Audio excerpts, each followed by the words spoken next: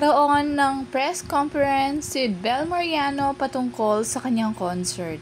Grabe ang kanyang mga pasabog. At nagulat si Bel Mariano sa tanong ng interviewer na anong reaction niya na ginagawang heartbroken ang kanyang ginawang kanta. Base sa kanyang reaction ay hindi niya pala alam na nakakasakit na ang kanyang ginawang kanta. Dahil laging yun ang song kapag heartbroken ang isang tao. At the same time, masayang-masaya siya, talagang tinatangkilik ng mga manonood at ang mga fans ang kanyang mga kanta. At pasabog nga ang mga guests niya dahil taranang singer ang mga kasama. Isa na rito si Moira De La Torre at Martin Rivera. At wika ni Bel Mariano, first time niyang makaduet si Denise Julia, kaya excited na.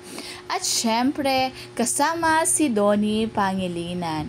Yan ang pasabog sa kanyang concert. At syempre, hihintayin natin ang duet ng dalawa. Dahil nung first concert ni Bel ay nakaduet na niya si Donnie.